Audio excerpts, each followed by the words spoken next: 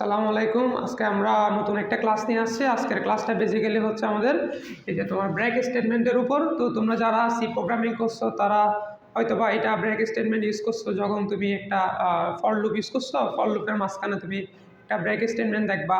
এরপর মনে করো তুমি যখন একটা সুইচ কেস লিখবা, ওই সুইচ কেসের মধ্যেও এই ব্রেক স্টেটমেন্টটা আসে।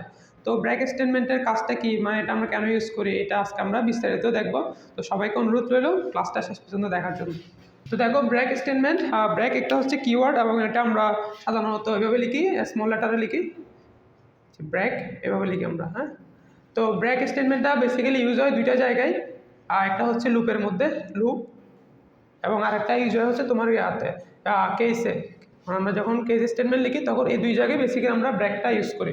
তো লুপের মধ্যে তো আবার আছে for loop, while loop, do while loop, সবগুলোতে কি এই ব্রেক স্টেটমেন্টে কি ইউজ করা যায়, ফর, হোয়াইল, ডু হোয়াইল। এখানে আসছে কেসে, তো সুইচ আচ্ছা এটা সুইচ কেজ আর কি, এটা আমরা সুইচ কেজে ইউজ করি। তো এখন ব্রেক স্টেটমেন্ট ইউজ করার কারণটা কি, কারণ হচ্ছে আমরা যদি চাই ইমিডিয়েটলি কোনো লুপ থেকে বের হয়ে যেতে, বা আমরা যখন এক্সিট নিতে চাই কোনো লুপ থেকে, তখন আমরা কি ব্রেক স্টেটমেন্ট ইউজ করি। তো দেখো আমরা আমাদের এই প্রোগ্রামের মধ্যে আমরা এই জায়গায় একটা কি আমরা ব্রেক স্টেটমেন্ট ইউজ করছি। তো এটা ইউজ করার কারণ হচ্ছে দেখো দেখো ইফ আই ইকুয়াল টু 3, যদি আই এর মান কি হয় 3 হয়, তখন কি আমরা এই ফর লুপ থেকে বের হয়ে যাব। তো ফর লুপ থেকে বের হয়ে প্রোগ্রাম কোথায় যাবে, প্রোগ্রাম এই ফর লুপের পর যে স্টেটমেন্টটা থাকবে ডিরেক্ট এখানে চলে আসবে।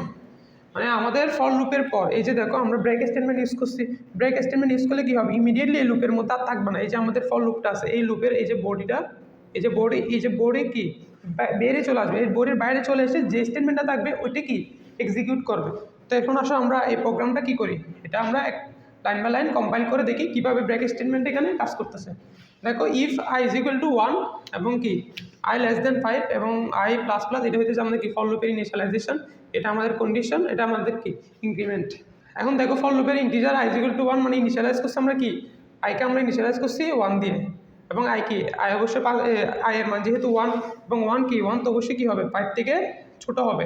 তাহলে আমাদের কন্ডিশনটা ট্রু, এই ফর লুপের এই কন্ডিশনটা কি আমার ট্রু। তো তখন আমাদের কি এই বডির মধ্যে ঢুকবে, ফর লুপের এই যে কি এই বডির মধ্যে ঢুকবে। ঢুকার পর দেখতেছে কি ইফ আই ইকুয়াল টু 3, আয়ের মান কত, আয়ের মান তো 1, তো আইতে 3 না, তাহলে আমাদের কি এই ইফ স্টেটমেন্টের এই বডির মধ্যে কি আর আসবে না। তো কোথায় আসবে, এই যে এই জায়গায় আসবে। এই জায়গায় যে কি দেখতে পেলো, এই যে আইকে প্রিন্ট করতে হবে, মানে আইকে আউটপুটে দেখাতে হবে। তাহলে আয়ের ভ্যালু কত ছিল, 1 ছিল, আমরা কি আউটপুটে 1 লিখলাম। এরপর দেখো প্রোগ্রাম কই যাবে, এই যে এখানকার আবার প্রোগ্রাম কি এখানে আসবে। এখানে আসার পর আয়ের ভ্যালু 1 বাড়াবে, আয়ের ভ্যালু আগে কত ছিল 1 ছিল, এখন কত হবে সেটা 2 হবে। 2 হওয়ার পর শর্ত চেক করবে, অবশ্যই কি 2 5 থেকে কি ছোট। তাহলে কি হবে, আবার কন্ডিশন আমাদের ট্রু হয়েছে, তাহলে আবার এখানে প্রবেশ করবে। প্রবেশ করার পর দেখতেছি কি ইফ আই ইকুয়াল টু 3, তো আয়ের ভ্যালু তো এখন 2, আই তো 3 না, তাহলে কি আমাদের এই ইফের এখানে আর আসবে না। না তো কোথায় যাবে, এই জায়গায় আসবে। এই জায়গায় কি পেলো প্রিন্টার %di, মানে আমরা কি এখন আইকে আবার প্রিন্ট করবো। তাই এখন নতুন ভ্যালু কত 2, তাহলে এখন আমরা কি 2কে প্রিন্ট করলাম। এখন আবার প্রোগ্রাম এখানে আসবে, এখানে আসার পর আয়ের ভ্যালু কী করবে 1 বাড়াবে, 2 ছিল এখন কত হবে সেটা 3 হবে। 3 হওয়ার পর এখন আসলো আমাদের মেইন যে পার্টটা, দেখো ইফ আই ইকুয়াল টু 3, এখন তো আয়ের মান 3 এবং কি এটি কন্ডিশনটা কি এখন ট্রু হয়েছে।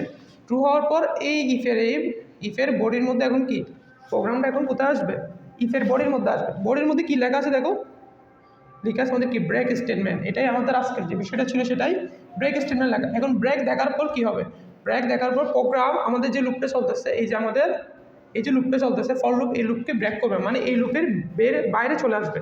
মানে আমাদের প্রোগ্রাম আর কি এই লুপটাকে আর কি এক্সিকিউট করবে না, ডিরেক্ট এই লুপের বাইরে চলে আসবে, এই জায়গায় চলে আসবে প্রোগ্রাম। তো এই জায়গায় চলে আসার পর কী পেলো, প্রিন্টএফ কি হ্যালো ওয়ার্ল্ড। এখন কী করবে, হ্যালো ওয়ার্ল্ড প্রিন্ট করবে। এখানে হ্যালো ওয়ার্ল্ড প্রিন্ট করার পর দেখো আমাদের প্রোগ্রাম শেষ হয়ে গেল। তাহলে আমরা আজকে কী শিখলাম, আমরা শিখলাম হচ্ছে ব্রেক স্টেটমেন্টটা। তো ব্রেক স্টেটমেন্ট আমরা ইউজ করি কোথায়, লুপে এবং কি সুইচ কেজে। কখন ইউজ করি আমরা, যখন আমরা চাই ইমিডিয়েটলি কোনো একটা লুপ থেকে বা সুইচ কেজ থেকে আমরা এক্সিট করবো, ইমিডিয়েটলি আমরা বের হয়ে যেতে চাইবো, তখনই আমরা কি ব্রেক স্টেটমেন্টটা ইউজ করি। এবং দেখো আমাদের প্রোগ্রামে যখন আয়ের ভ্যালু 3 হয়েছে তখনই কি এরপরে যে আমাদের এই লুপটা 5 বার চলার কথা ছিল, দেখো 5 বার চলার কথা ছিল, কিন্তু দেখো লুপটা মাত্র 3 বার চললো, মানে 2 বারের জন্য আমাদের কি আউটপুট দিছে, এই লাইনটা এক্সিকিউট হয়েছে। কিন্তু যখন আয়ের ভ্যালু কী হয়ে গেল 3 হয়ে গেল, তখন কি আর আমাদের এই ফর লুপটা আর এক্সিকিউট হবে না। ফর লুপটা থেকে কি আমাদের প্রোগ্রামটা বের হয়ে আসবে। বের হয়ে কই আসবে, এই যে ফর লুপের পর যে স্টেটমেন্টটা আছে এখানে চলে আসবে। তো এখানে কি লেখা আছে, হ্যালো ওয়ার্ল্ড লেখা আছে এবং সেটা প্রিন্ট করছে। তো আজকের ভিডিওতে এতটুকু ছিল। নেক্সট ভিডিওতে আমরা হয়তো বা ব্রেক স্টেটমেন্টের উপর আমরা 2 একটা MCQ নিয়ে আসবো, যাতে কি তোমাদের আরও জিনিসগুলো ক্লিয়ার হয়। ধন্যবাদ সবাইকে। আসসালামু আলাইকুম।